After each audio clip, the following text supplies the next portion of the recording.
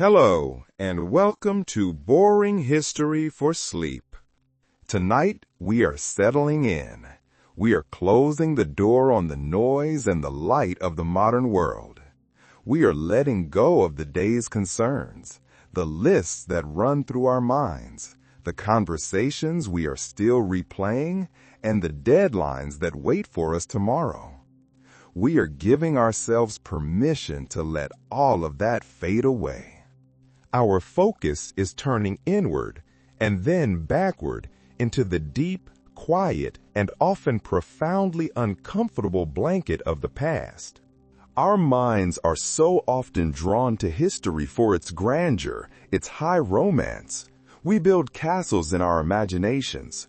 We picture towering stone walls, banners snapping in a clean, crisp wind, flickering torches lining great halls, and the romance of a life lived with higher stakes, a life more vivid than our own. But the reality, the day-to-day, moment-to-moment experience of simply existing was often a trial. It was a relentless negotiation with the elements, a struggle against the limits of the human body, and a constant awareness of the absence of comforts we have learned to see as basic, as essential. Tonight, we will explore two of those trials. We will not be observing from a safe academic distance. We will be immersing ourselves. We will take two separate journeys into the medieval night, focusing not on kings or queens or great sweeping battles, but on the intimate, physical, and sensory realities of survival. Our first journey takes us somewhere that sounds epic and grand and impossibly romantic until you actually try to sleep there. That's right, you are spending the night in a medieval castle. Our second journey, once we have survived the first, will take us into an even more personal, more primal kind of darkness. We will travel to a small, muddy village in the year 1347, and we will experience the universal, white-hot, and inescapable agony of a toothache. But first, the castle. So, dim the lights. Settle into your bed. Feel the comfort of your pillow, the gentle, reassuring weight of your blankets. Let your muscles unwind. Let your shoulders drop away from your ears. There is nothing required of you now, nothing to do, nowhere to be, except to listen and to let the story carry you where it will. Let your breathing slow. Let the world outside this room fade away. Let's begin. The romantic facade and the cold arrival. The image is set firmly in your mind, painted by 1,000 stories and films. A medieval castle, towering walls of stone, banners snapping in a crisp wind, perhaps a lute playing faintly, its melody echoing down a long hall. It all sounds impossibly dreamy, a fortress of romance and security. You arrive just after sunset. The snow outside crunches under your boots, a clean, satisfying sound in the frozen air. For a fleeting moment, as you look up at the dark silhouette of the keep against the twilight, you think this must be magical. Your breath fogs in the crisp air, a perfect white cloud. Your fingers are numb, even inside your thick, fur-lined gloves, but that's to be expected. It's winter after all. You pull your cloak tighter, the wool scratching softly at your chin. You walk across the frozen bailey, past the stables and the forge. The smells of hay and horses, of cold wood smoke and old iron are long since frozen into the air. They are sharp, clean scents. You approach the great keep, a monolith of gray stone, silent and imposing. A guard, his face wrapped in wool until only his eyes are visible, nods curtly. He pulls open one of a pair of massive, heavy oak doors. The iron hinges groan in protest. You step inside, out of the wind. The second those doors shut behind you, the sound is immense.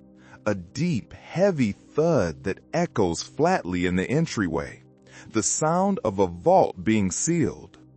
And in that instant, in that sudden, sealed quiet, you realize something crucial. Something your romantic imagination had never once considered. This place, this grand, imposing fortress, is colder inside than it was outside. The romance of the scene vanishes. It doesn't fade, it shatters, replaced by a dense, penetrating, and ancient chill that seems to radiate from the very stones themselves. This is your first and most important lesson of the night. Medieval castles do not do cozy. They are the opposite of cozy. You are ushered forward, and your boots clunk on the flagstone floor. The sound seems unnaturally loud, echoing up into a darkness so high above you that it feels like a second indoor sky. You try rubbing your gloved hands together, a pointless, reflexive gesture. The cold here is not the clean, crisp cold of the winter air you just left. This is a damp, heavy cold. It smells of wet stone, of centuries of wood smoke that has failed to warm anything, and of something vaguely like mildew. It feels like it has been waiting for you, settling into the corners and the very mortar of the walls, waiting for a new warm body to leach heat from. You are standing in a great hall that is, as the source so perfectly describes it, half stone, half icebox. The walls stretch high into that oppressive, unlit darkness, and in the flickering torchlight, you can see that they are weeping. They are literally dripping with moisture.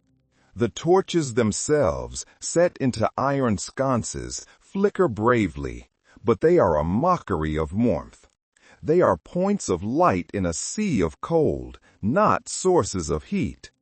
They fail to warm even the air immediately around them. They just create dancing, exaggerated shadows that make the hall seem even larger, colder, and more alive with movement. You pull your fur-lined cloak tighter, but it's a futile gesture. The wool itself feels symbolic rather than useful. You are wearing 3 layers, and yet the true enemy of this place has already found you. It's the wind. It's alive in here. It sneaks through gaps in the masonry like it's alive. You feel it curling around your ankles, a phantom touch, a curl around your ankles and up your spine. It makes the small hairs on your neck stand on end. You shiver. Then you shiver again, a deeper, uncontrollable rattle. You've only just arrived. You are still wearing your gloves, and the night has barely begun. You stand in the center of the great hall, trying to acclimate, but there is nothing to acclimate to. The air is utterly still, yet filled with motion. It is thick and damp and cold, and yet it is pierced by these dozens of tiny, malicious, unseen drafts. The stone walls, which looked so majestic from the outside, are the enemy. They are, you realize, a heat sink. They are massive, thick, and utterly without insulation. They have been absorbing the winter's cold for months, and now they are radiating it back at you relentlessly. Castles, you must remember, were designed for defense, not comfort. The massive stone walls were built to keep enemies out. They do nothing to keep warmth in. In fact, they seem to be actively working against it. Your attention is drawn, hopefully, to the great hearth. It is a cavernous fireplace on the far wall, large enough for a man to stand in. A few large logs are burning, but it is a laughably small fire for the size of the space. This, you learn, is the central flaw of medieval heating. Fireplaces were a luxury, a status symbol, but their design was deeply flawed. Most of the heat, the precious, life-giving warmth, doesn't enter the room at all. It's shot straight up the chimney. It is lost to the night. The fire is more for morale than temperature. It's a focal point, a symbol of life in this stone tomb, but it is not a radiator. A few guards and servants are huddled near it, but they are not resting. They are not comfortably warm. They are engaged in what the source describes as a slow-motion rotisserie dance.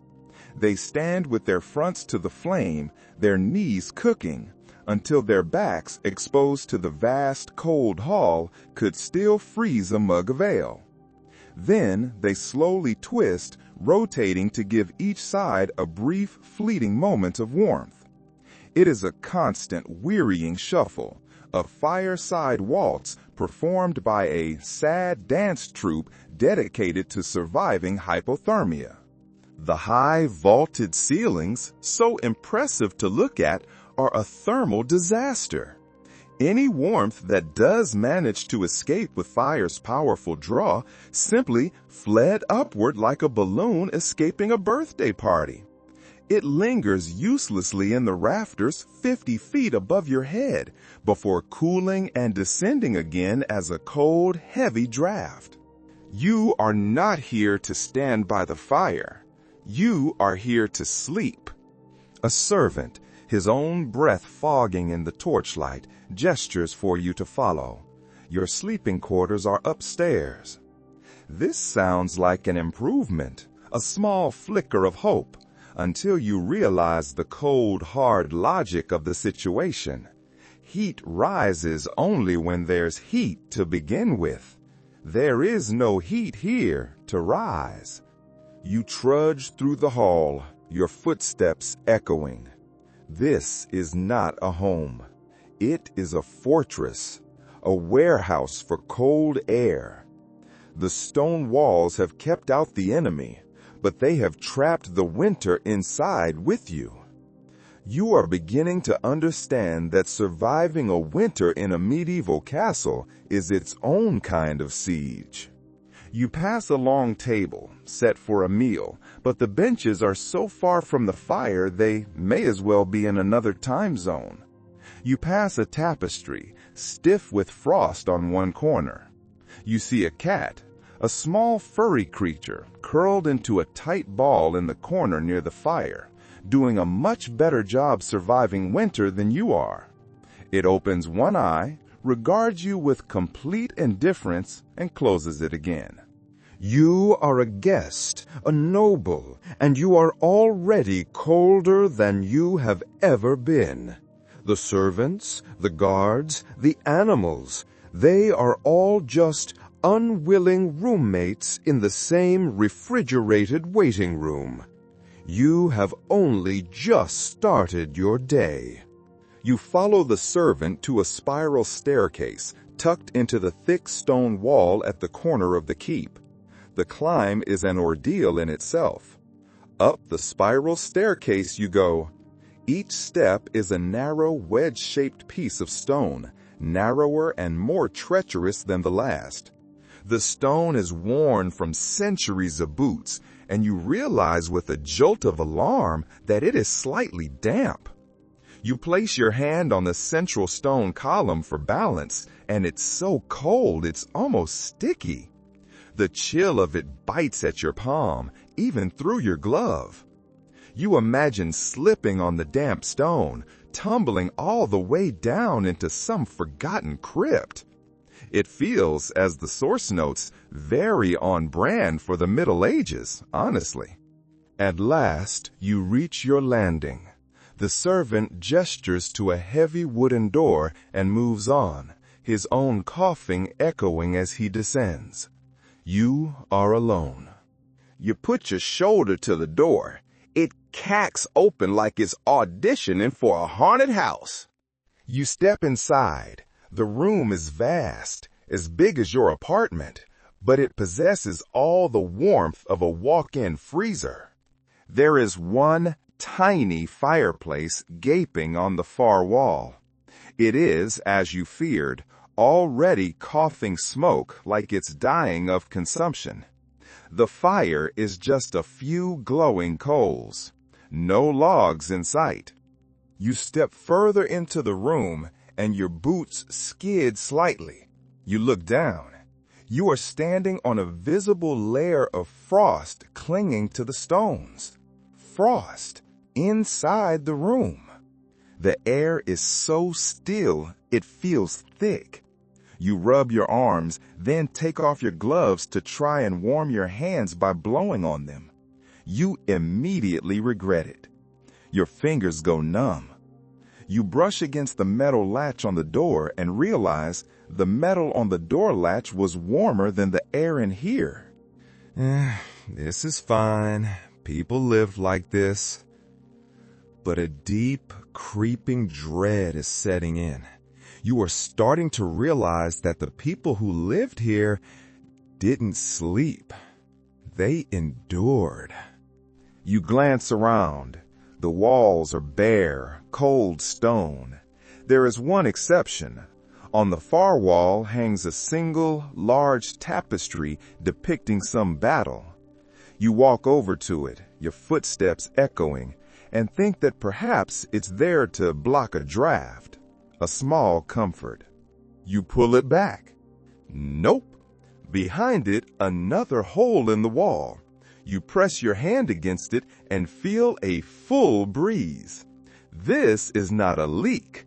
This is, as the source calls it, a wind tunnel.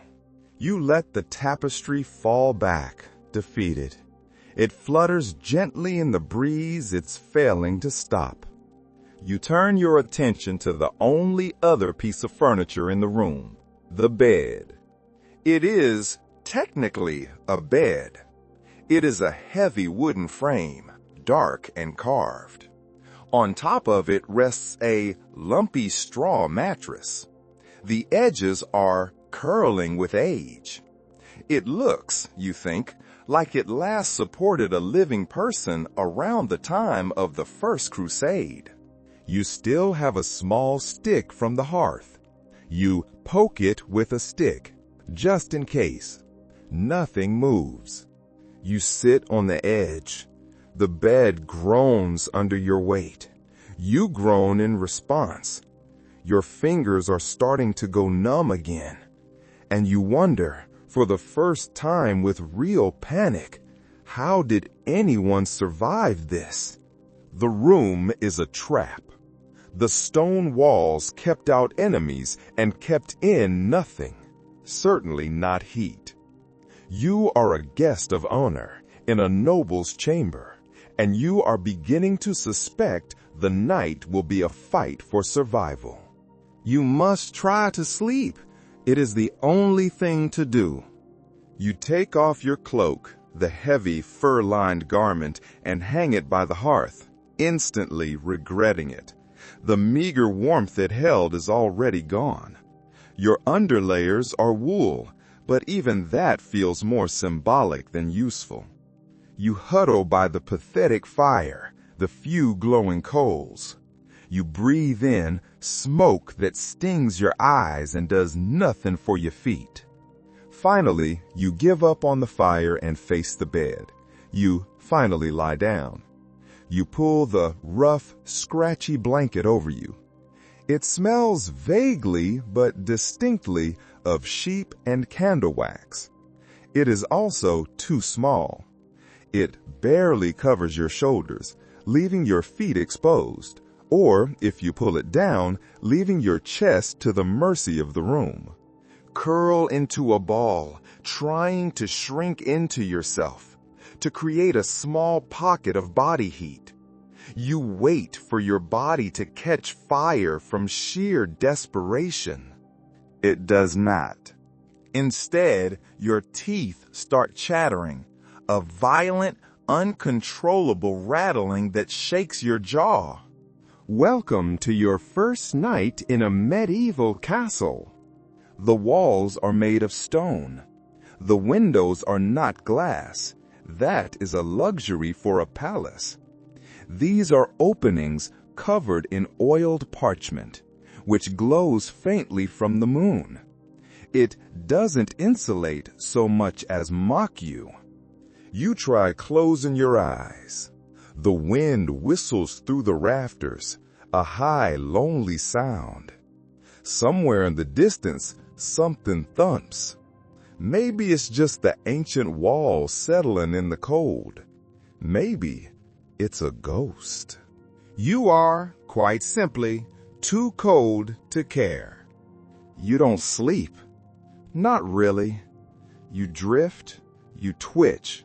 You enter a strange, shallow state of consciousness where you are not awake, but you are not asleep. You are just cold. You shiver so hard it feels like the bed itself is rattling. Historians still argue about this. They debate whether medieval folks actually slept through winter nights or simply napped in shivers. It is more than likely the latter. They would rise often, rising often to stoke fires, drink warm ale, or curse their ancestry. This is not rest. This is endurance. When you do, finally, nod off, it is not a restful sleep. It is the kind of sleep you wake up from feeling more tired. Your body has been fighting a quiet, desperate battle all night. Congratulations, you've experienced your first medieval rest. You are bundled in every layer you own. You are a medieval onion, layer after layer after layer. You are wearing a linen shift, a thick woolen tunic, a second woolen tunic because desperation plus a heavy cloak. You've wrapped a scarf around your neck and tucked your hands into fur-lined mittens that barely pass for warm. You look like you're dressed to survive a snowstorm inside your own room. Medieval people knew it was cold. They weren't in denial. They layered to absurd degrees. Nobles would sleep in full cloaks with 2 or 3 layers of stockings and sometimes even hats. Yes, sleeping in a hat wasn't just a Victorian quirk, it goes way back. There were even, as a quirky fact of the evening, actual bed socks made from fur or lined with straw meant exclusively for sleeping. The irony, of course, is that they'd likely be damp by morning from sweat or melting frost, depending on the wind. The most effective defense was a good bed. Not the mattress, but the frame. Beds often had thick wooden canopies and heavy curtains. These were not for decoration. They were helped trap body heat.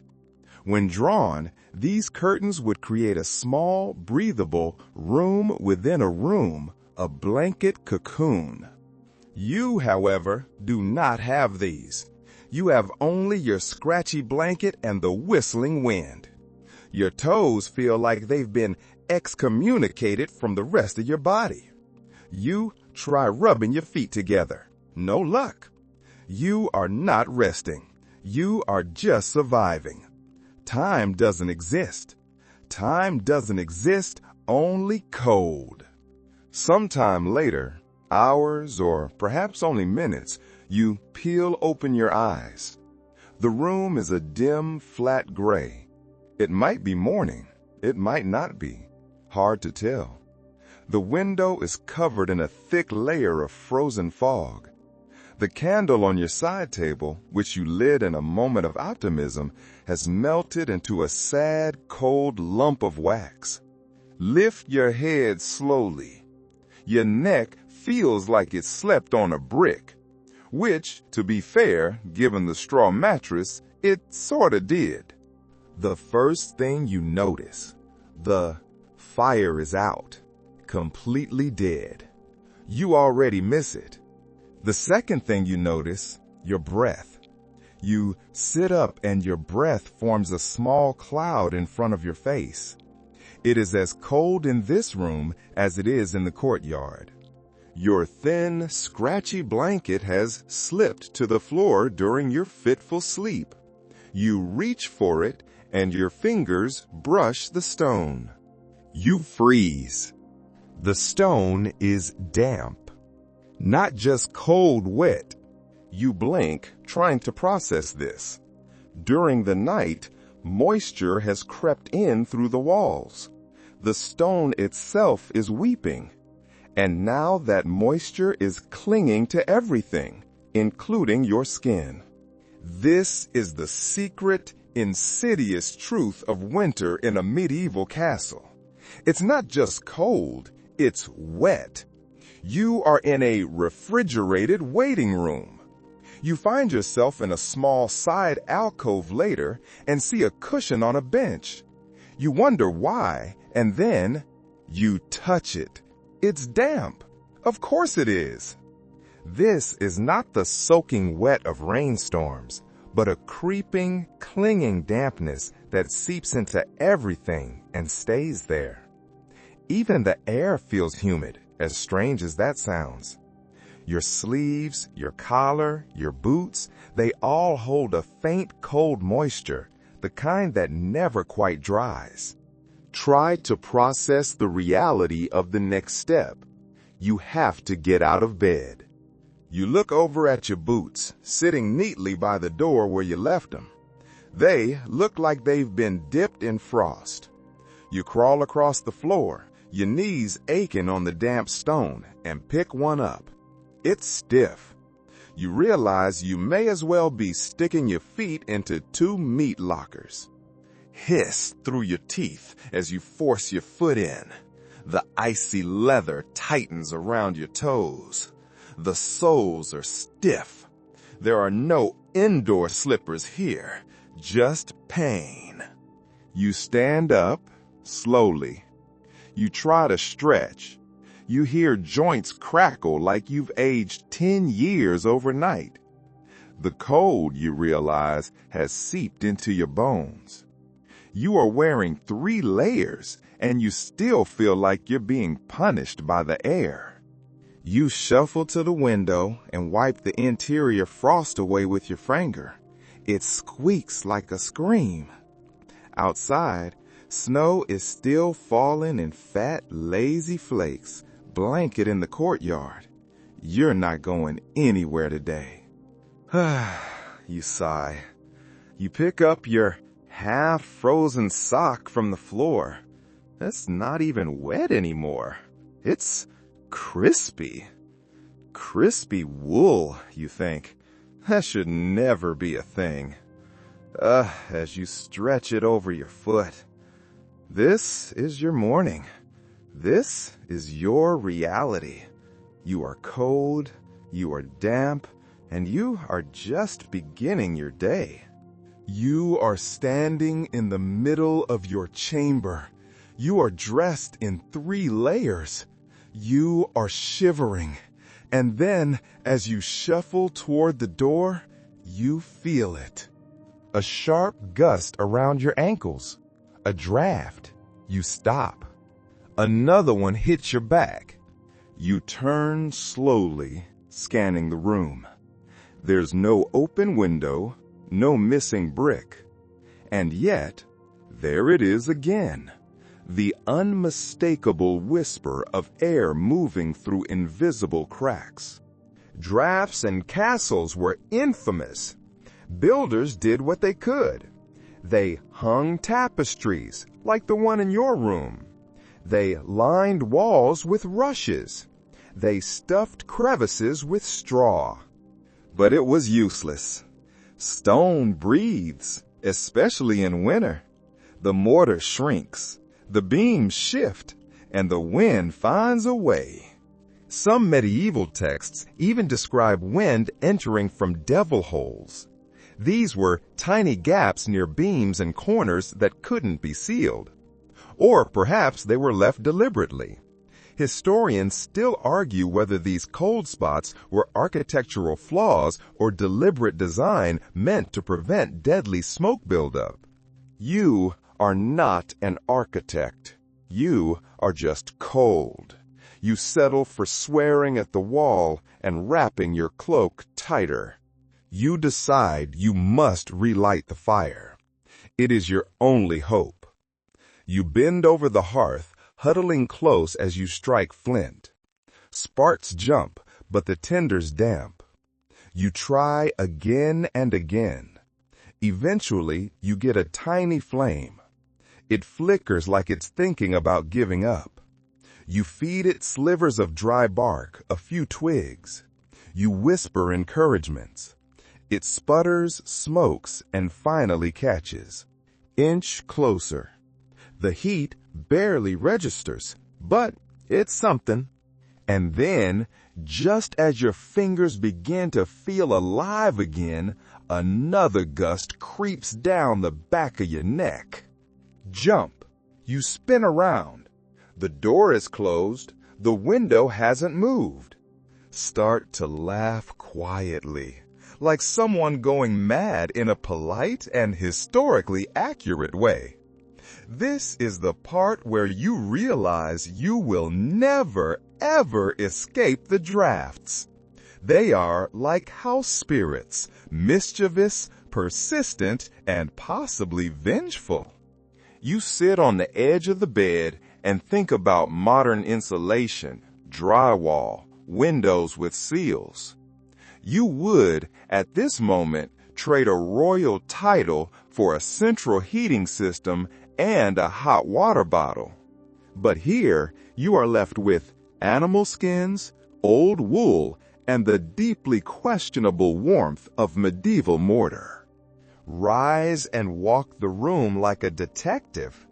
You place your palm near the walls. They are freezing. You crouch by the floorboards and feel where the wind is squeezing between planks. One spot is actually whistling. You try to plug it with the hem of your cloak. Doesn't help. You try stuffing a bit of straw from the mattress in the corner. It blows back out. You laugh again. In a last-ditch effort, you drag the side table over and wedge it in front of the most persistent gap. You sit behind it like a child in a snow fort. It's warmer, barely. Your hands are stiff. Your ears ache. And somewhere in the castle, a door slams. The wind answers. It's everywhere. It's in the beams above your head. It sneaks under the door like fog. It even seems to come from inside the walls, as though the castle itself is exhaling. A slowly icy breath against your cheeks. You have only just started your day. You've managed to get a small, sputtering fire going in your chamber's hearth. You're huddled close, wrapped in your cloak, finally feeling a golden promise of warmth on your shins and face. But this victory comes with a new, insidious problem.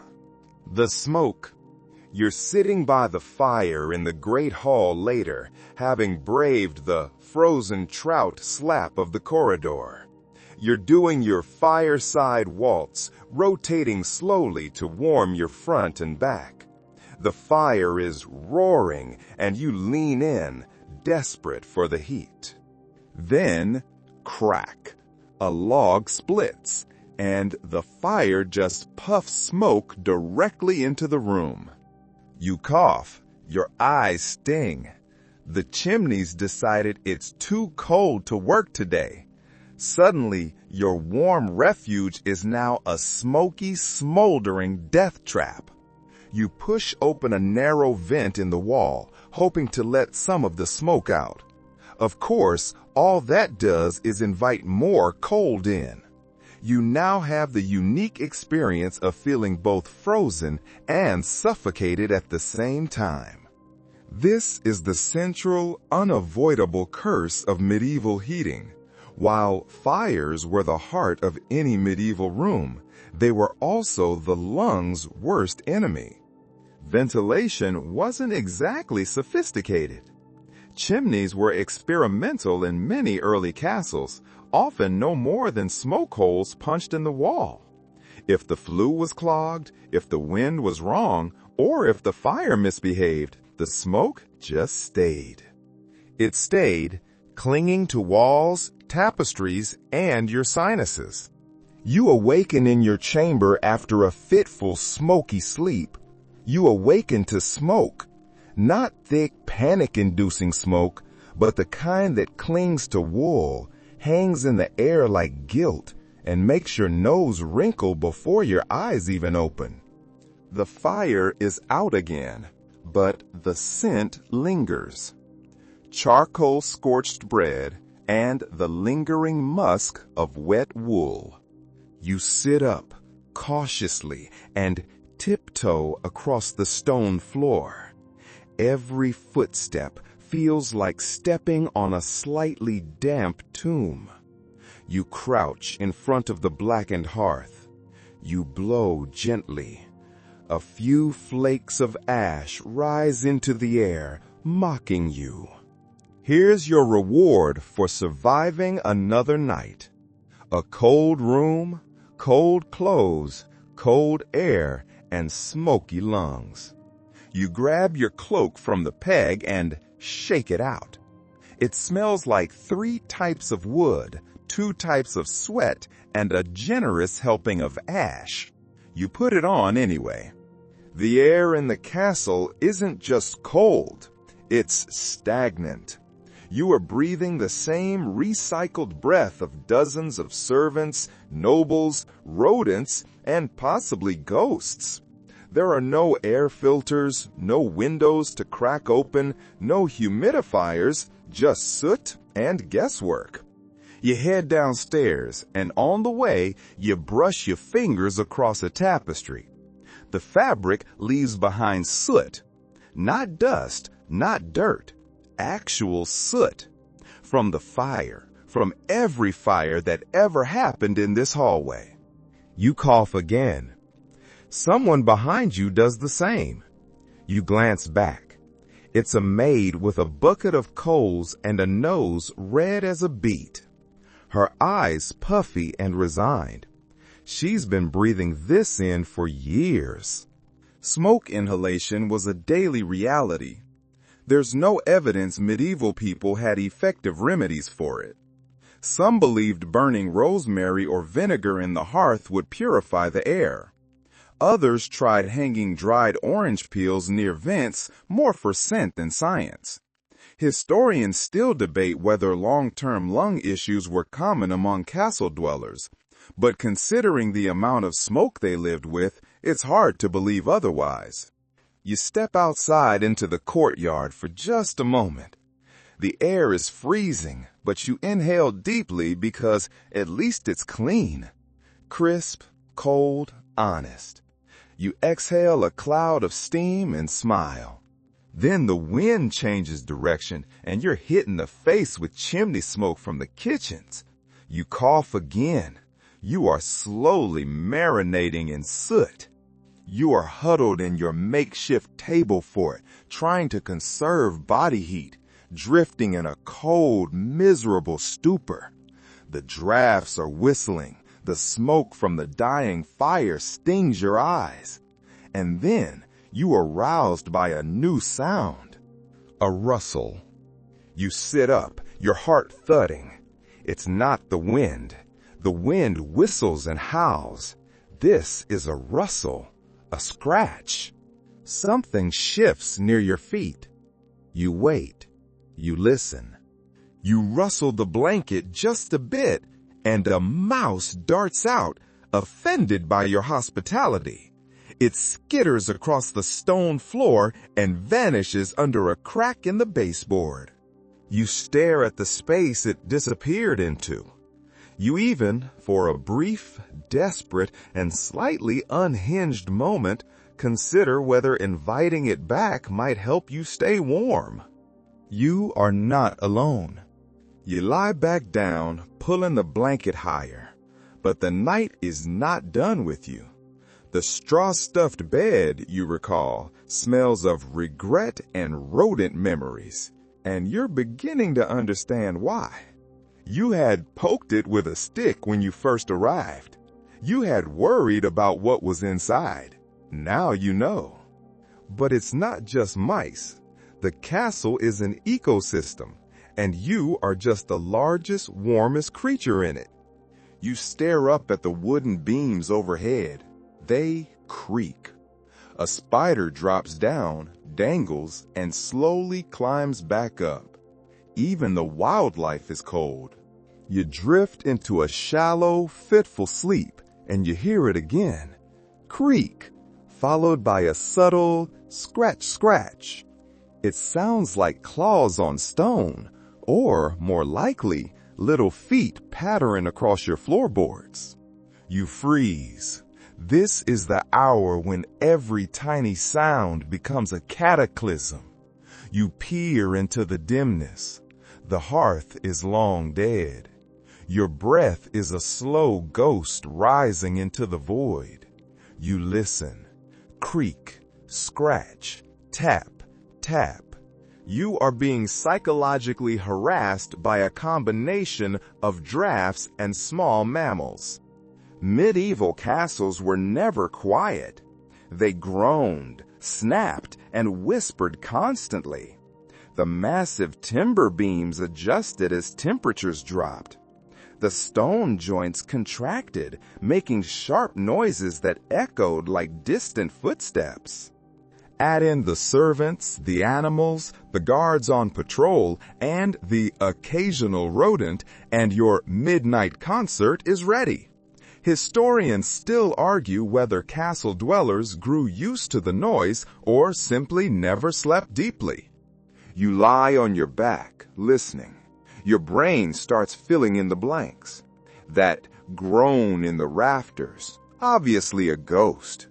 That scraping behind the wall, definitely a rat dragging something it shouldn't.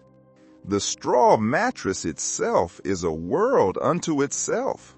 It is, you realize, not just stuffed with straw. It is a bug condominiums. And as the night wears on, you begin to feel them. You're not dying, but you're unwell in the exact way that makes the cold worse. You shift in your makeshift nest. The blanket has grown stiff at the corners. You sit up slowly and scratch at your shoulder. It itches. And your elbow and your neck. You stop. You blink. You scratch again. Then you pour the blanket back and look down. Bites. Tiny, red, itchy bites. Groan and flop back into the mattress. Of course this would happen. Because what's a medieval winter without insects seeking heat and using your body as their Airbnb? You have bed bugs or lice or fleas or all three. Pick a parasite. Any parasite. They've moved in, formed a community, and possibly elected a mayor. Your skin crawls, your soul follows.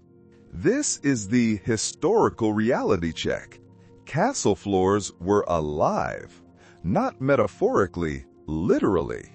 Insects, rodents, mites, they all thrived in the layers of straw used as bedding, insulation, and rushes on the floor. And during the winter, when warmth was rare, they followed the heat straight to humans.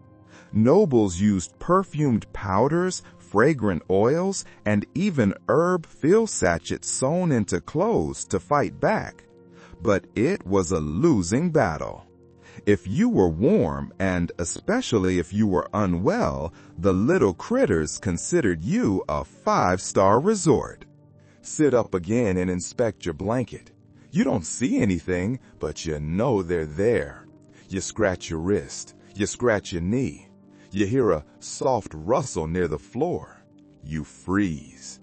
Then, out of the corner of your eye, you see it. A beetle slowly trekking across the stone. You whisper to it, "You can have the mattress. I'm done. You have fought a losing battle.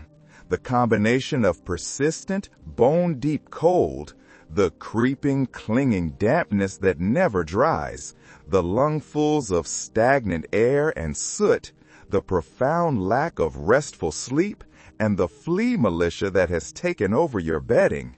It is a war of attrition, and your body cannot win. It starts with a sneeze. It's not a delicate, polite sneeze. It is a full-body, soul-exiting blast that echoes off the stone like a tiny explosion of despair. Wipe your nose with what might have once been a clean cloth and sigh. There it is, the moment you've been dreading. You're officially sick. Your throat feels raw. Your head is heavy. Your eyes sting. You're not dying, but you're unwell in the exact way that makes the cold worse. And the cold was already unbearable. The insects seemed to know. If you were warm, and especially if you were unwell, the little critters considered you a 5-star resort. You are now a warm, stationary target. You are exactly where disease wants you. Cold, exhausted, sleep-deprived, and surrounded by questionable hygiene. And in a medieval castle, being sick wasn't just unpleasant, it was a gamble. There were no antibiotics, no immune-boosting smoothies, no vitamins, unless you count scurvy prevention via stale cabbage. If you caught something, you waited, you hoped, you lit a candle, you bribed a priest. The prevailing medical theory of the day centered on bad humors. People in the Middle Ages believed cold, damp air was a major cause of illness. That is why they burned herbs, lit fires, and kept windows tightly shut even when smoke pulled in their lungs. And here you are proving them right or wrong, or both. Cough, and this one sounds different. Wet, deep, personal. You lean back, mouth open, letting your breath fog the air. You are a dragon, a sad, diseased dragon wrapped in a blanket that may or may not still have bugs in it. You're hungry too. But the thought of trudging to the kitchen for another bowl of root stew makes you want to cry. Here's your daily historical fact. Being sick in a castle didn't mean you were treated better. If you were important, they might send for a physician, but most physicians were trained in astrology and guesswork. You'd be prescribed warm beer, leeches, purgatives, or possibly being bled near the full moon. Historians still argue whether any of these methods helped or if recovery was pure luck, a coin toss with death. Some people miraculously got better. Others went to bed with the sniffles and never got up. You are hoping not to be the second kind. You rise again, this time successfully, and make your way back to your chamber. Every step is heavy. Your joints creak. Your toes feel like cold grapes inside your boots. You make it halfway up the stairs before needing to sit again. A passing servant gives you a side eye. Not pity, just the polite avoidance of someone who knows what sick looks like and doesn't want it. Back in your room, still cold, still slightly cursed, you toss a few sticks into the hearth and relight the fire. It's weak, like you, but it works. You huddle near it and drag your blanket over your head like a sad, coughing turtle. You drift into a fever. You're hot, then cold, then hot again, then simultaneously both. Your skin feels too tight, your ears throb, and your thoughts are moving at the pace of a constipated ox. Dream about tea. Then you dream about garlic paste. Then you dream you're being bled by a monk in a hallway. You wake up to your own snoring. The fire's gone out again. Of course it has. Your nose has become its own ecosystem. You are having the most historically accurate cold of your life, and somehow that makes it worse. You lean against the wall, eyes fluttering shut, and you wait for morning or medicine or a miracle. You are at your lowest point. You are feverish and swaddled like a deranged snowman. You are sick, itchy, and freezing in your grand noble chamber. You have to move. You have to find warmth. You remember the servant you saw earlier? The one who was coughing into his sleeve, but didn't seem to be freezing in the same way you were. You drag yourself out of your room, pull your cloak tighter, and down the corridor. You're not sure where you're going. You just know it has to be somewhere else. You're not sure where you're going. You just know it has to be somewhere else. You're chasing a bit of circulation. You wander, dragging your feet as if slowness might delay the return to misery. And then you hear it. Laughter, muffled, distant, but unmistakable. It's not an everyday sound around here. In fact, it's rare enough that you stand up and follow it like it's the last cheerful breadcrumb on earth. It leads you past a draft that feels personally targeted at your ankles, and down a narrow staircase leading down to the servants' quarters. Hesitate, then descend. And suddenly you get it. It's warmer here. Not cozy warm, but warmer. You feel the difference immediately. The air is denser, smells like sweat and yeast and drying laundry. Not ideal, but a welcome break from smoke and mold. Peek into the hearth room. There's a group of people gathered around a low fire. 2 women are mending clothes. A boy is peeling root vegetables. An older man is playing something like a flute made of bone or wood. Someone chuckles. They don't see you at first, and you realize they're not cold, not like you are. And you see why. Their walls aren't stone. They're wattle and daub, simple and humble, but far better insulated. They don't have high ceilings, bleeding heat into the rafters. Their fire is close and their bodies are closer. Here's the irony and your historical lesson of the day. Nobles often suffered more in winter. Their majestic rooms were larger, their ceilings higher, their walls more impressive and more impossible to heat. Meanwhile, peasants and lower servants often fared better. Their smaller rooms, low ceilings, and simple fireplaces kept the warmth in. Historians still argue whether this meant the lower classes actually enjoyed better rest during cold seasons, but in moments like this, the evidence is steaming in your face. Head back upstairs, slower now, thinking. You reach your room and push the door open. The air hits you like a slap, cold, gray, and vaguely sarcastic. You look at the 4-poster bed you now know is a box of frozen misery. You decide to try something radical. Move your bedding. You drag the blanket and one of the straw mattresses into the small antechamber next to your room. It's cramped, low ceiling with a single shuttered window and no fireplace, but it's also noticeably less drafty.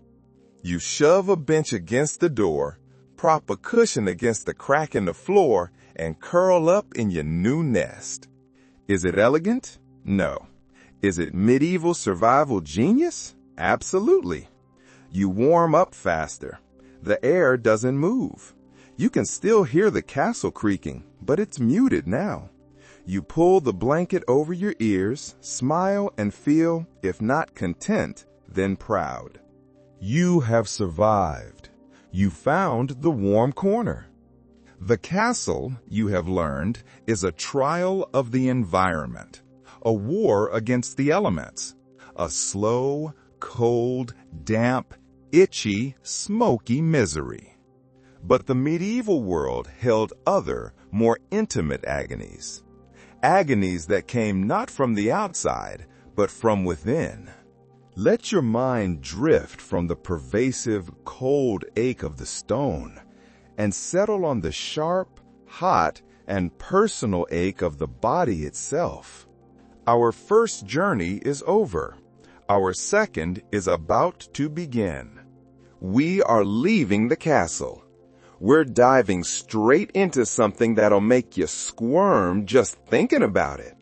You wake up in a wooden bed stuffed with hay, and there it is again, that pulsing, searing ache in your back molar, the kind that feels like someone's tapping a hammer against your jaw. The year 1347. The place, a muddy village in England. The problem, you have a toothache. And unless God himself intervenes, things are going downhill from here. You probably won't survive this. Let the image of the cold, gray castle fade from your mind. Let the dampness and the drafts dissolve. A new sensation takes their place. It is not cold, it is hot. A white-hot agony. You wake up and your face is practically on fire. The pain is not a dull throb, not yet. It is a pulsing, searing ache. It is sharp, it is insistent, and it is centered in your back molar. It feels like someone's tapping a hammer against your jaw over and over and over. You lie still in your wooden bed stuffed with hay. Your mouth is dry. You hope, you pray that it will fade, that it was just a strange dream. It does not. The pain doesn't go away. It worsens with every hour. This is the medieval world. The year 1347. A muddy village in England. Outside, roosters are crowing and the world is waking up. There's no such thing as calling in sick. You have chores to do, goats to milk, a fire to start. But none of it matters because your face is practically on fire. There is no local dentist for a checkup. There is no bottle of pain reliever in a cabinet. There is only the pain and the growing, creeping realization that it is not going to stop. Rub your cheek with a calloused hand and mutter a few hopeful prayers, but the ache laughs in your face. Eating becomes nearly impossible. You try chewing with the other side, but even the act of opening your mouth makes your eyes water. This is not just a bad tooth. It's the tooth, the one that is going to change your whole week, maybe your whole life. By the second day, the pain is spreading. It's spreading to your temple. It is a white-hot agony that blots out all other thought. Your jaw is swollen. By the third day, you can't sleep at all. The pain constant and your patience gone. You are groaning like a dying ox, and even the dog avoids you. You have tried everything, and you are becoming desperate. You are facing a crisis with no modern solution. There is no one to call. There is no clean, sterile office to visit. There is only the pain and the folk remedies and the fear. The fear is perhaps the worst part, because it's 1347, and the Black Death is creeping through Europe like a dark fog. People vanish overnight. Church bells toll day and night. And here you are with a raging infection in your head.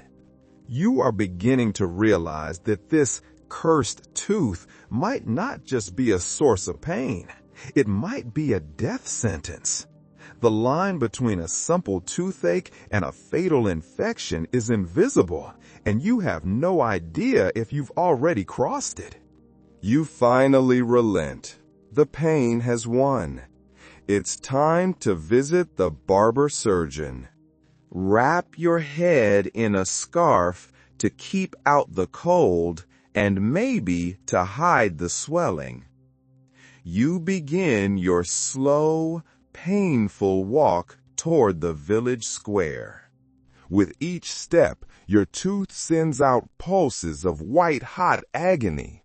And yes, you know what's coming. And no, you're not ready for it. And no, you're not ready for it. As you walk that slow, agonizing path to the village square, you review your options. There are none. You've already tried the village healer. She is an old woman who smells of lavender and damp moss. She mostly deals in leeches and birch bark tea. She had clucked her tongue, waved what looks like a chicken foot gently over your face, and declared you just hot in the blood. Not helpful. Your wife, bless her, suggests a puss of mashed onions and vinegar. You tried it, tying the strip of linen around your jaw. It doesn't help. It just makes you smell like a spoiled salad as you lie there in agony. Then she suggests prayer. That doesn't help either. You had, in a moment of pure favored desperation, considered knocking the tooth out yourself with a rock. But the very thought of it sends a jolt down your spine. Besides, you've seen what happens when things go wrong. Your uncle tried something similar and lost part of his tongue. Not ideal. Your neighbors, of course, have theories. He's got the cursed tooth, one whispers.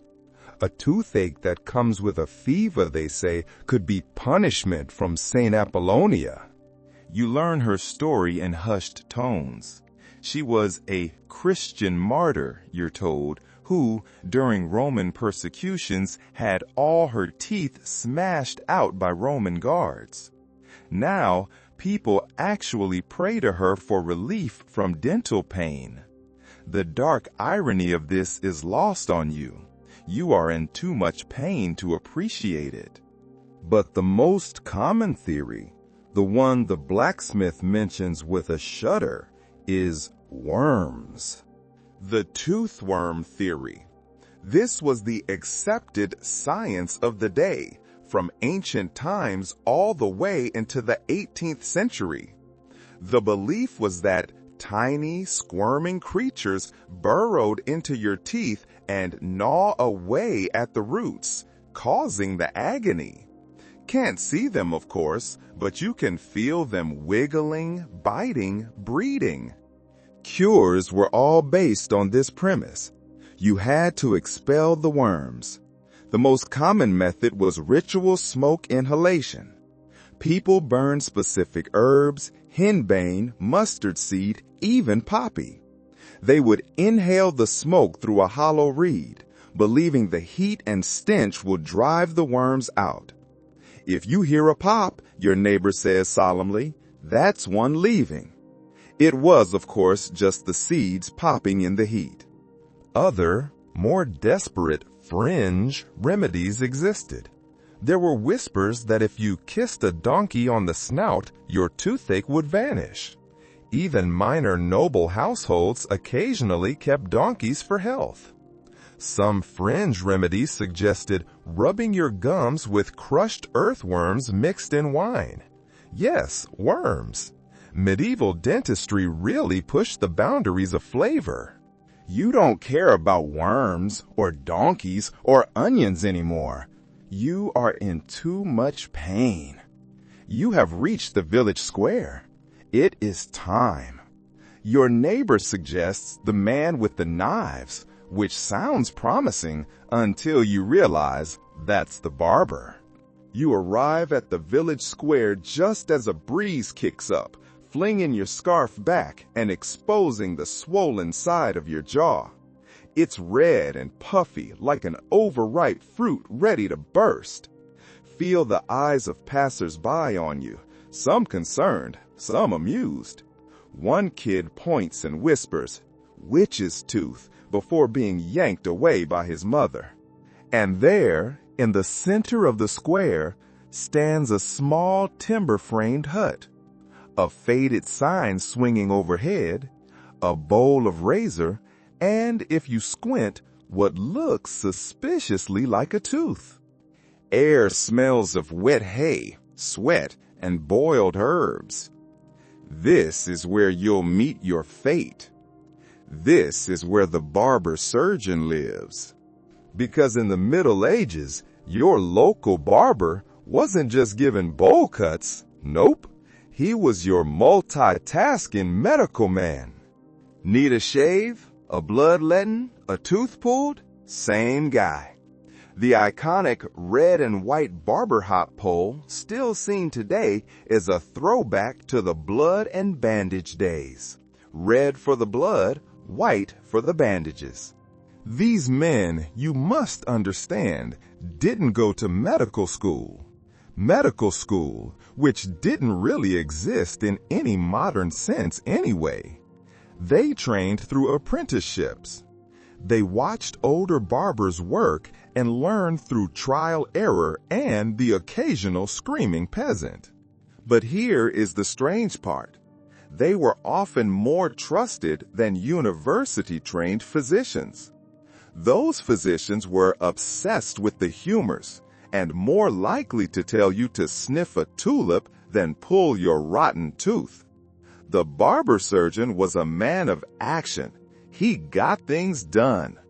You push open the door. He is not a man you describe as gentle.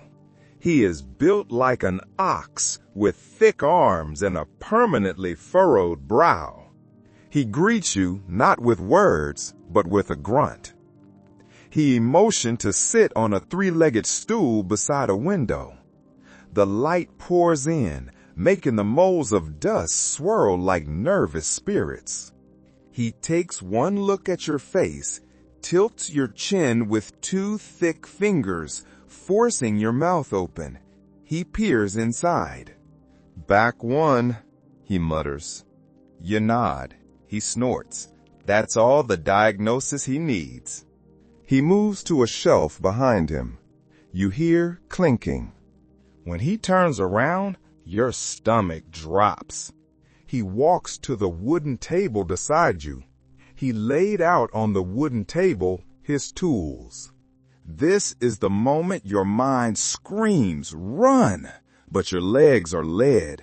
Your tooth is pulsing with a white-hot agony. You are trapped.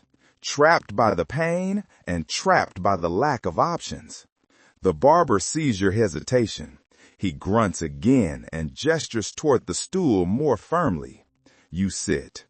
You are sitting on the three-legged stool, the dusty light from the window illuminating the scene before you.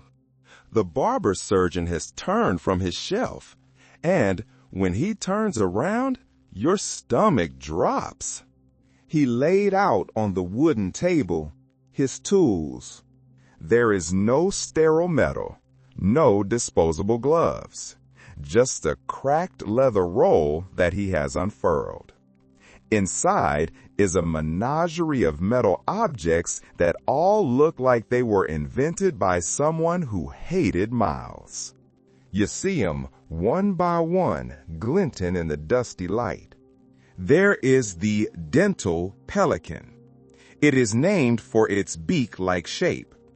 It is a terrifying-looking device, a long piece of metal with a curved hook and a fulcrum. It is used to hook under the tooth and lever it out sideways. The thought of that lateral pressure on your already screaming jaw makes your blood run cold. There is the tooth key. It looks like a corkscrew mated with a crank handle. It has a metal shaft, a handle, and a small swiveling claw at the end.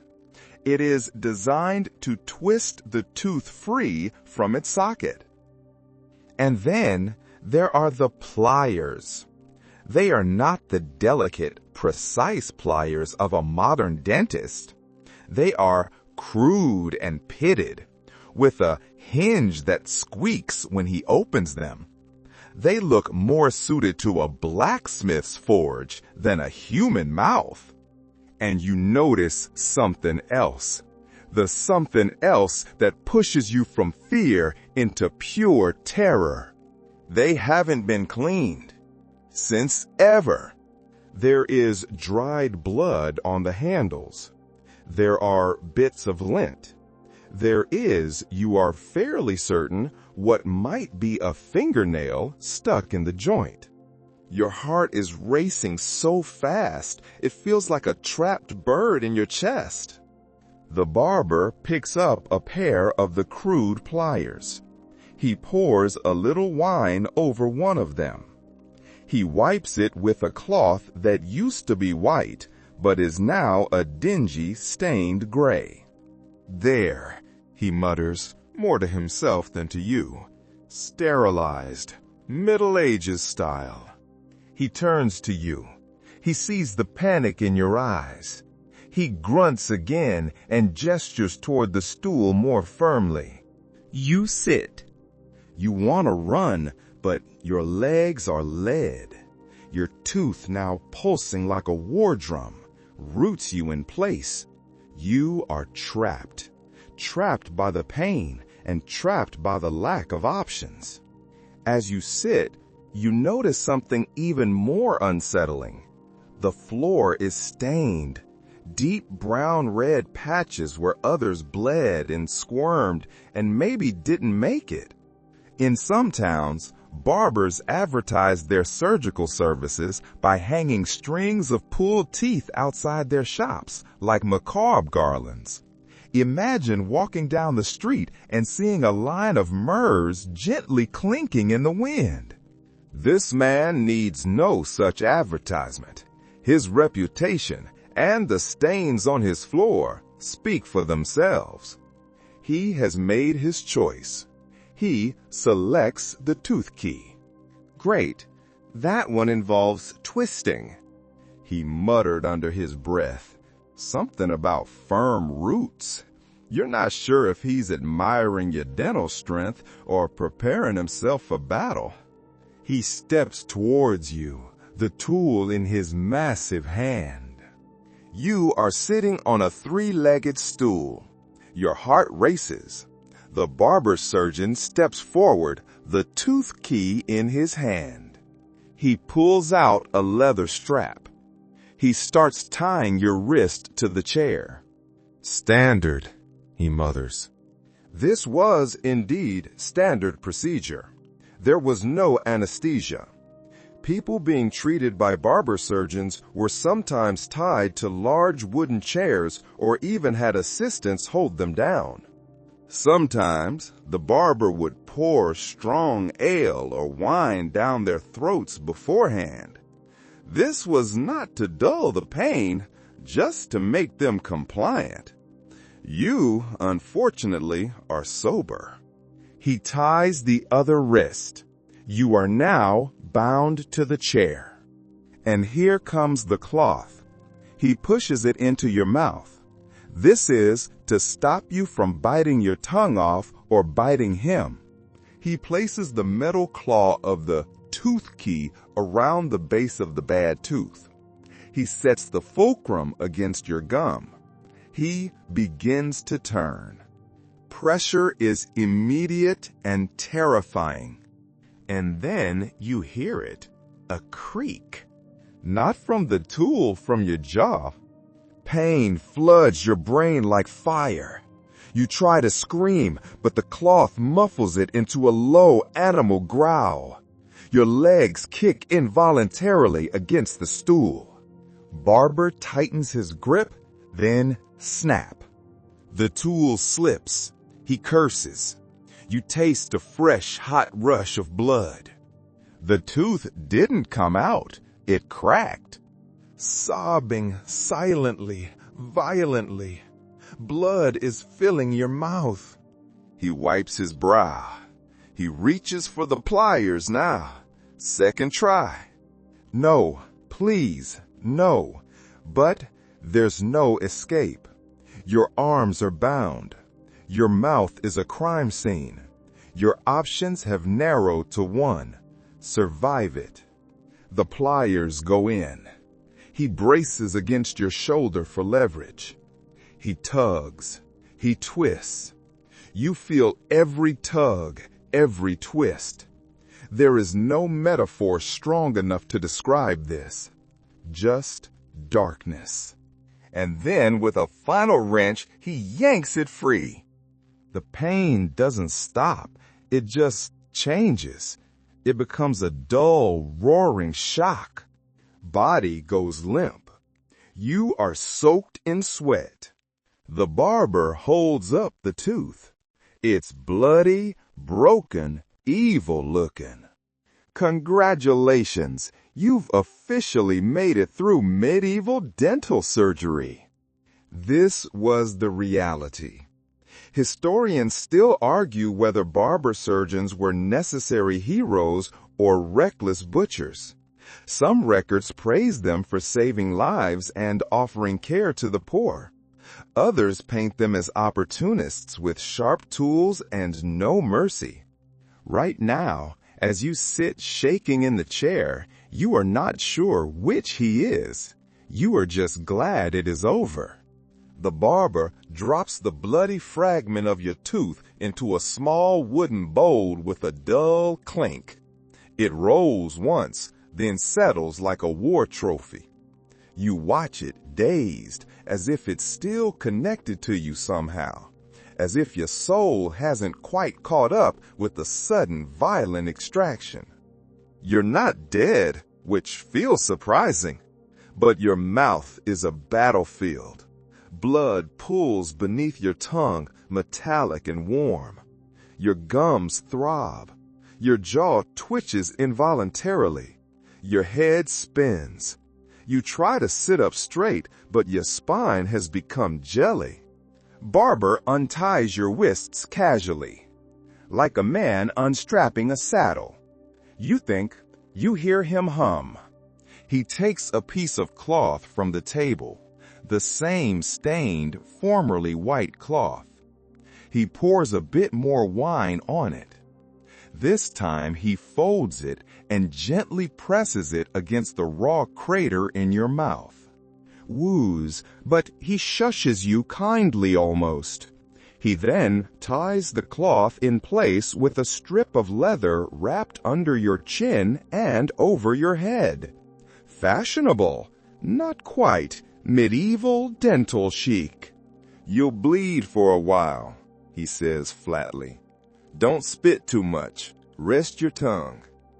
You nod slowly. The world tilts a little to the left.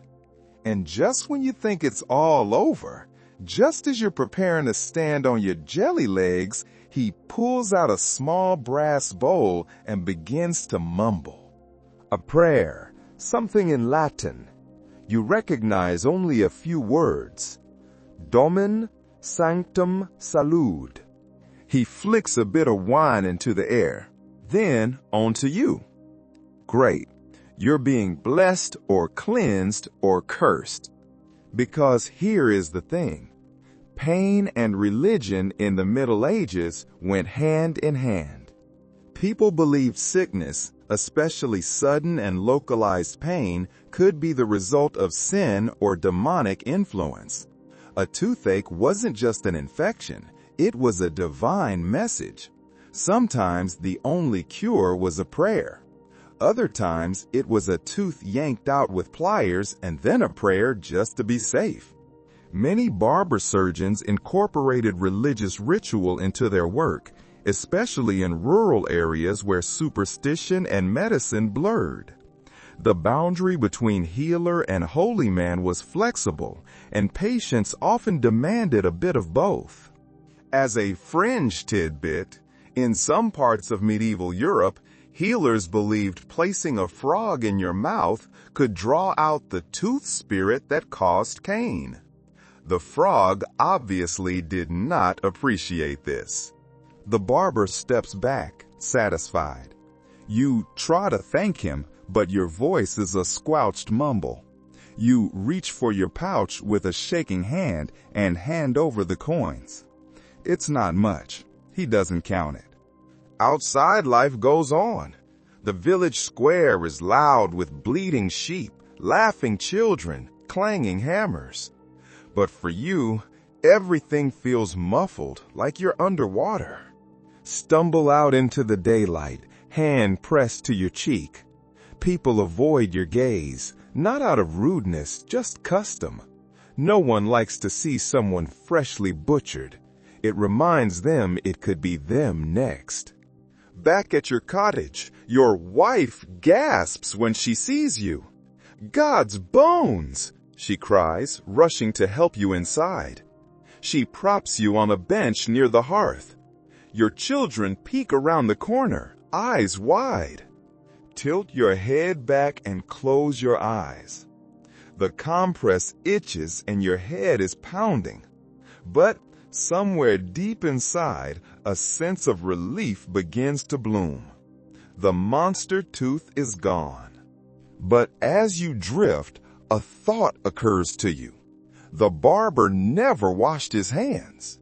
Wake up to bird song and a dull, pulsing pain. Your mouth tastes like iron, spoiled cabbage and a faint hint of regret. You have survived the chair. Now you must survive the cure. You shuffle to your mirror while a polished bronze plate nailed to the wall and peer inside your mouth. The gap where the tooth used to be is dark and gory. You're pretty sure there's still something lodged in there. A bit of cloth maybe, or a sliver of bone. You poke it with your tongue. Bad idea. You're not alone in this misery. Everyone you know over the age of 30 has missing teeth. Smiles are mostly gummy. Whistling is hard. Bread must be soaked in ale before chewing. Tooth loss was a grim rite of passage. But your worry is more immediate. The memory of the barber's unwashed hands, the dried blood on the handles of his tools, haunts you. And then one morning, a neighbor bursts into your home without knocking. He's panting. "The plague," he wheezes, "in the next village. 3 dead already." Sit up too fast. Your head swims. Plague again. It's 1347.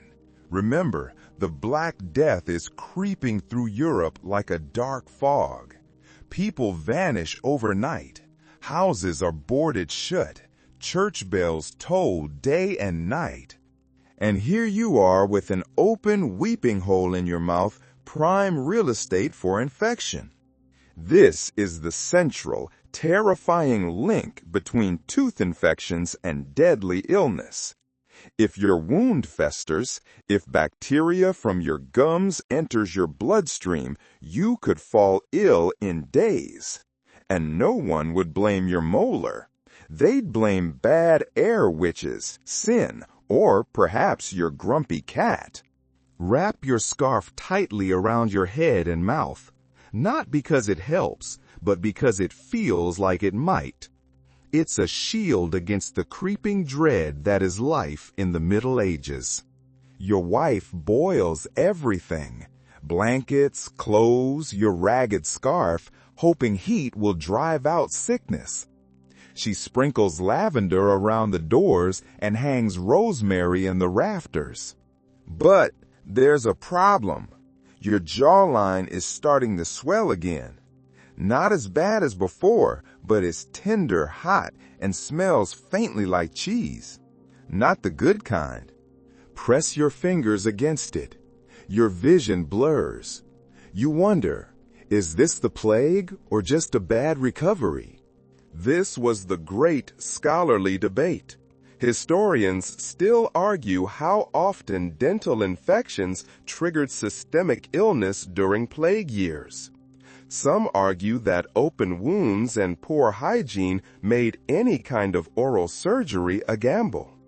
Others suggest that in the chaos of pandemic life, dental pain was low on the list of worries, just another miserable fact of medieval living.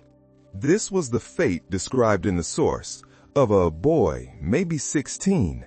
He arrives at your door at dusk, draped in a blanket, lips cracked, eyes glossy. He mumbles something about a tooth, then he collapses. His sister arrives, explaining he had a molar pulled 3 days ago from a traveler in the square. It bled a lot, then he fainted, then the fever. Check his jaw, no swelling, no redness, but something's wrong. His gums are pale, his breath rattles. You close your eyes. Too late. This is septemia, a systemic infection that could spread to the brain, heart, or lungs within days. His gums are gray now. His breath is turning sour, bone deep. On the 3rd morning, he dies, quietly before dawn. This is what you are afraid of. You remember the stories of people who bled from the gums, coughed up blackened blood.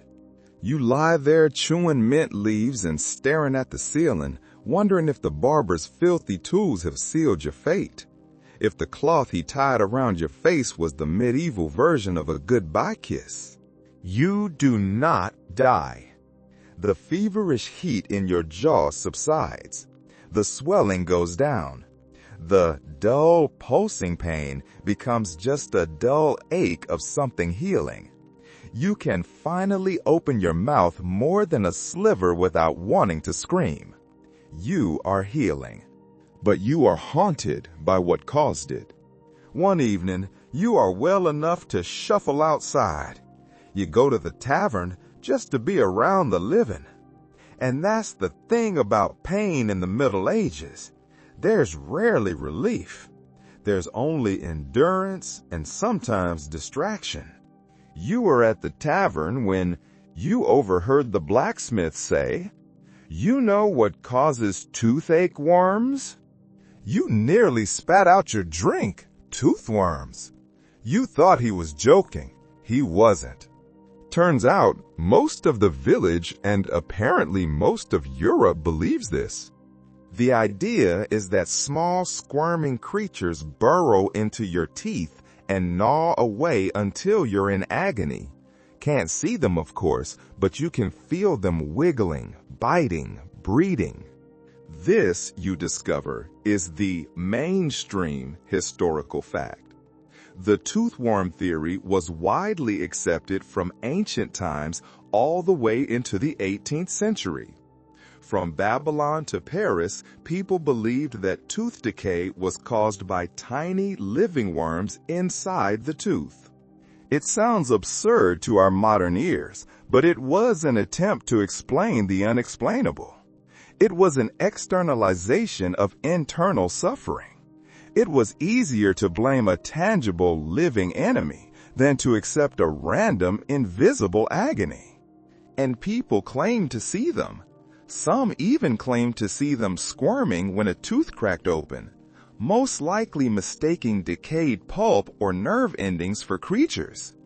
Cures, naturally, were all based on this premise. You had to expel the worms. In your village, the cure for toothworms is as weird as the diagnosis. People burn specific herbs, henbane, mustard seed, even poppy.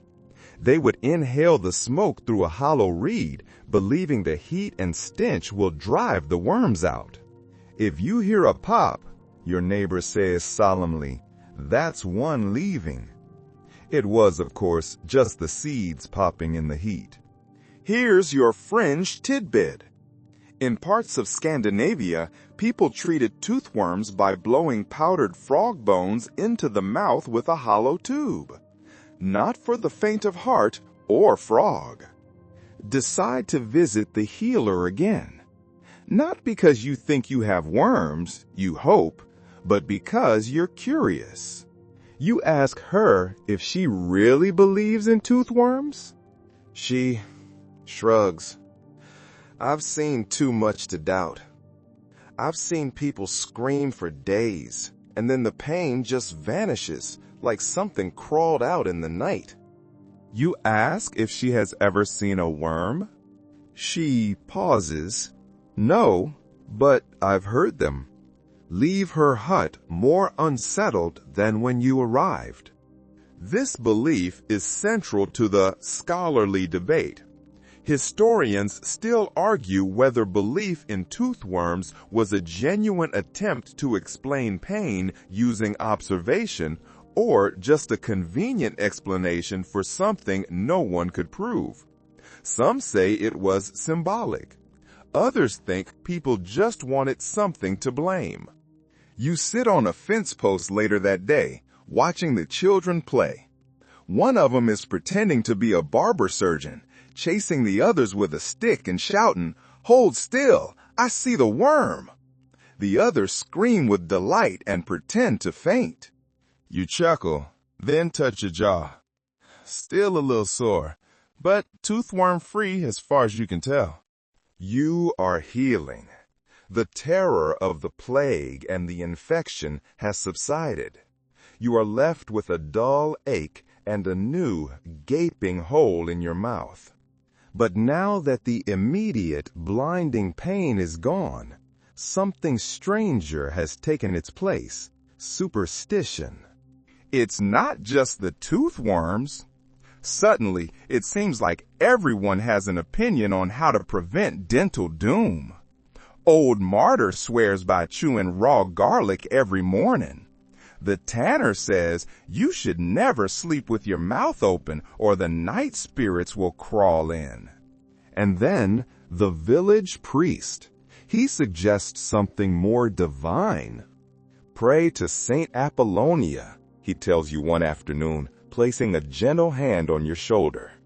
She understands tooth pain. She died from it. Blink. Excuse me. She was a Christian martyr, he explains. They shattered all her teeth before they burned her. Well then, here's your mainstream historical fact. Saint Apollonia, a 3rd century Christian martyr, became the patron saint of dentistry and toothaches. According to legend, Roman persecutors knocked out her teeth during torture, one by one, demanding she renounce her faith. She refused, and she willingly leapt into a fire to avoid renouncing her faith. Because of her horrific ordeal, she became the protector of all who suffered similar pain. In medieval Europe, people prayed to her when suffering from dental pain, and her image often included pincers holding a tooth. Try it. That night, you kneel by the fire, close your eyes, and offer a small whispered plea to Saint Apollonia. Your jaw aches less the next morning. Coincidence? Possibly. But in this era, coincidence and divine intervention are pretty much interchangeable. You notice a small wooden icon appear in the church the following week. A carved image of a woman holding pliers and a single tooth. Apollonia. People leave offerings at her feet. Coins, cloth, little scraps of bread. One child leaves a baby tooth carefully wrapped in string. This was not a minor belief. As a fringe tidbit, some believers in the late Middle Ages began wearing tooth-shaped amulets engraved with prayers to Saint Apollonia. These charms, often made of silver or bone, were thought to prevent pain or bring healing. In certain regions, people believed just saying her name during an ache could dull it. Wife notices your fascination and surprises you with a small token carved from deer antler, a crude but charming little figure. She's watching over you now, she says with a wink. You hang it above the hearth. This brings us to the scholarly debate. Historians still argue whether medieval saints were seen more as divine helpers or magical intermediaries. Some academics frame this devotion as early folk Christianity, where faith blurred with superstition. Others view saints like Apollonia as crucial figures in a world with limited medical understanding. She was a way to anchor hope when pain was constant and help was rare. Either way, you get it now. It's not about whether it works. It's about feeling like something is on your side. Someone, somewhere is listening when your jaw throbs at midnight and you can't remember the last time you slept well. Spend the next few days collecting stories. The butcher once boiled his tooth in me and drank it. The shepherdess used to hum a certain tune, swearing it scared the worms away. The miller simply pulled out 3 of his own teeth with a knife because better to lose them on your terms. They tell these tales with pride, horror, and humor all mixed together.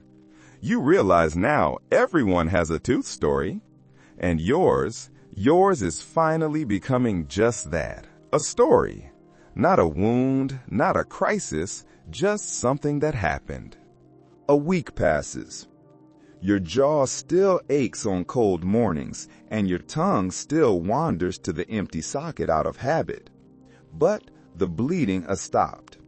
Your breath no longer scares the chickens. You can drink wine again. In other words, you're back. But one thing has changed.